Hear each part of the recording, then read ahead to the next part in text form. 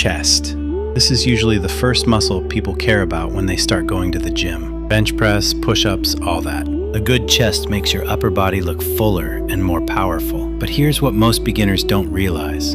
Your chest isn't just one single area. You have an upper chest, middle chest, and lower chest, and different exercises hit them differently. For example, if you only do flat bench press every workout, you're mostly training the middle part. So your chest grows, but it can still look flat near the top or unfinished overall. That's why incline movements matter. They help build the upper chest and give that fuller, lifted look. Then there's the lower chest, which helps create the bottom shape and makes everything look more complete. So don't just train your chest to make it bigger. Train every part evenly, because a balanced chest always looks better than one that's only developed in one spot. Back. This is one of the most important muscles for your physique, but also one of the most ignored. Why? Because you can't really see your back in the mirror while training it, but your back is what creates that wide, powerful look. The V shape, wide shoulders with a smaller looking waist. And there are two main things you need to understand here: width and thickness. Width is what makes you look wider from the front and back. That mainly comes from exercises like pull-ups and lat pull-downs. Thickness is what gives your back that dense, strong look. That comes from rowing movements. A lot of people only focus on chest and arms, then wonder why their physique still looks incomplete. And your back isn't just about appearance either. If you spend hours on your phone, gaming, or sitting all day, your shoulders can start rounding forward. A strong back helps pull them back and improves your posture naturally. So don't ignore your back just because you can't see it easily. Shoulders. If you want to look bigger fast, shoulders make a huge difference.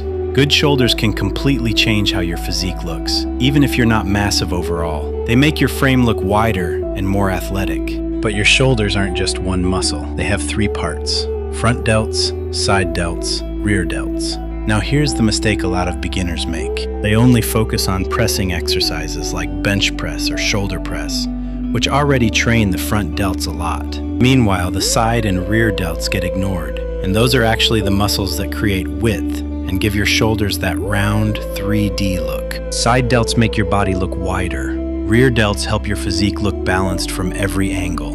Biceps. This is probably the first muscle almost everyone flexed. You look in the mirror, raise your arm, and instantly check your biceps. And visually, good biceps can make your arms look way bigger, especially in a shirt. But your biceps aren't just one simple muscle. There are two main parts: the long head and the short head. The long head is what creates that peak when you flex, that sharp curve people usually want. The short head adds more thickness and overall size to the arm. So if your arms look flat or narrow, you might not be training both parts properly. And here's another mistake a lot of people make. They swing the weight around and turn curls into a full body movement. But muscles don't care about ego lifting. They care about tension. Slow down your reps, control the movement, and actually feel your biceps working. Because lifting lighter with control usually builds better arms than throwing around weight you can barely handle. Triceps. Now here's something a lot of beginners don't realize. Your triceps actually make up a bigger part of your arm than your biceps. So if your goal is bigger arms, tricep training matters a lot more than people think. Your triceps have three parts, and different movements hit them differently. But you don't need to overcomplicate it. You just need enough variety to train the muscle fully. And honestly, a lot of people train arms in a really unbalanced way. They'll do 5 different bicep exercises, get a crazy pump, then throw in one quick tricep exercise at the end like it's an afterthought. Meanwhile, the triceps are the muscle that adds most of the size to your arms. That's why balance matters. If you only focus on biceps, your arms can still look small overall. But when your triceps start growing too, your entire arm suddenly looks thicker and more complete. By the way, if you're just starting your fitness journey, I made a completely free 7-day beginner muscle building kickstart to help you build muscle the right way. Inside, you'll get a simple 7-day beginner plan, home and gym workout guidance, nutrition basics, and the biggest beginner mistakes to avoid. It's designed to help you stop overthinking, build confidence, and start making real progress. If that sounds helpful, just click the first link in the description to download your free copy. Forearms. These are muscles a lot of people ignore until they realize how important they actually are. Your forearms are involved in almost every upper body movement. Pulling, carrying, gripping weights, even holding onto a bar during exercises. Your grip is only as strong as your forearms. So if your forearms are weak, they can limit exercises like deadlifts, pull-ups, and rows before your bigger muscles even get tired. Now, some people naturally build decent forearms just from heavy training. Others need direct work to make them grow. But visually, forearms matter more than people think. You can have big biceps and triceps, but if your forearms are tiny, your arms can still look unbalanced overall. And forearm strength helps outside the gym too.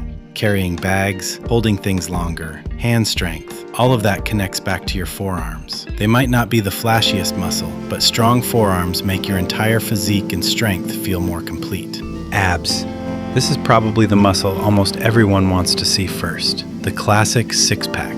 But abs are not just about looking lean. They help stabilize your entire body during movements like squats, running, and lifting weights. Your abs also have different areas, upper abs and lower abs, and different exercises can emphasize them differently. Now here's the mistake a lot of people make. They do hundreds of crunches every day, thinking that alone will give them visible abs. But you can do 1,000 crunches and still not see abs if your body fat is too high. Because visible abs come from two things: building muscle and lowering body fat. That's why people say abs are built in the gym, but revealed in the kitchen. And strong abs do more than just look good.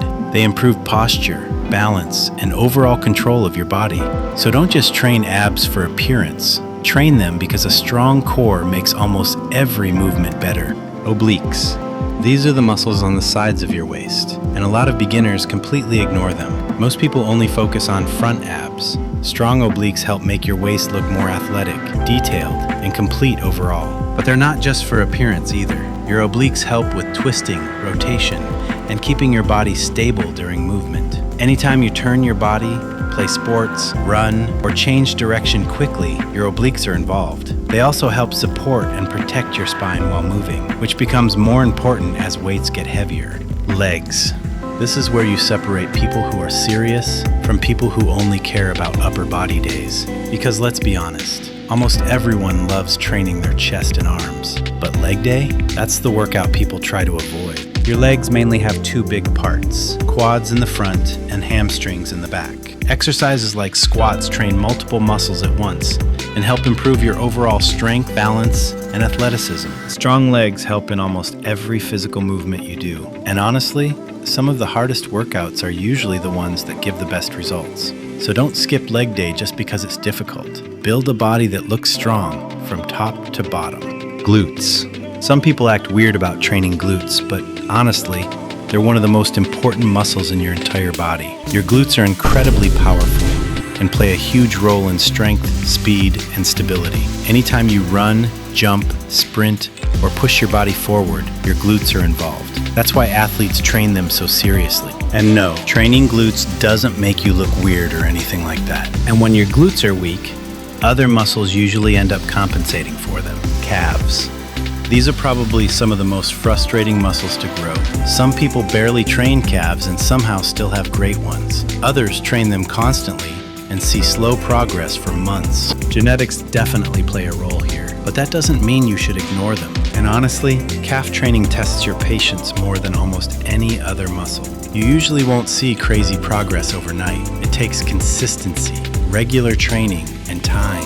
That's why a lot of people quit training them too early. But every complete physique is built from small details added together over time. So even if progress feels slow, stay patient and keep training them. Neck. This is one of the most underrated muscles in the entire body. Most people never think about training their neck. A strong neck also helps with posture and head stability, because with how much time people spend looking down at phones, screens, and sitting all day, weak neck posture has become really common. But this is also a muscle you need to train carefully. You don't need heavy weight or crazy exercises. Light controlled movements are usually more than enough.